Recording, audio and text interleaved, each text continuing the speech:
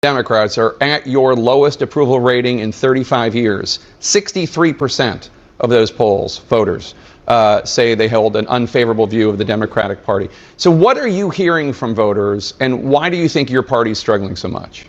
Welcome to MAGA Republican. My name is Lauren. The Democratic Party's credibility with voters has plummeted even further since the 2024 election, raising alarm bells as the party looks to rebuild ahead of the midterms and the next presidential election, according to a poll obtained by The Hill. The poll, conducted between May and June by Unite the Country, a Democratic super PAC, showed voters perceive the Democratic Party as out of touch, woke, and weak.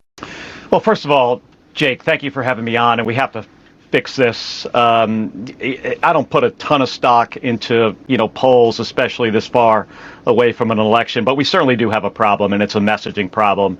And there were folks here that I got the sense that these programs directly are going to affect them and their family members, and they do deserve an explanation from somebody in the United States Congress. And if their representative isn't going to do it, I'm going to go there, and hopefully in time, the American people will understand that we are out there fighting for them. So you talk about how the Democratic Party has a communications problem. Your party, the Democratic Party, posted on Twitter or X in the last few days a chart that showed the price of groceries skyrocketing.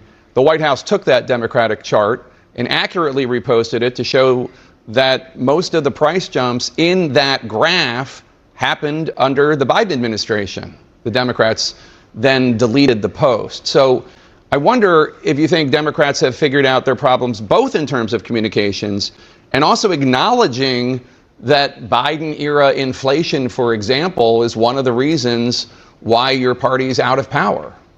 Swaths of the federal government. A tweet from the official Democratic Party's X account was ridiculed on Thursday after inadvertently showing prices skyrocketing under former President Joe Biden. The post attempted to describe rising grocery prices under Trump's America using a graph dating from October 2019 to 2025. The graph claimed that U.S. grocery prices reached record highs in 2025, with prices higher today than they were on July 2024 in categories such as dairy, produce, and meat. However, many X users pointed out that the graph, in fact, showed prices skyrocketing in 2021 when Biden was president and only leveling off at the end of 2024 when President Donald Trump was re-elected.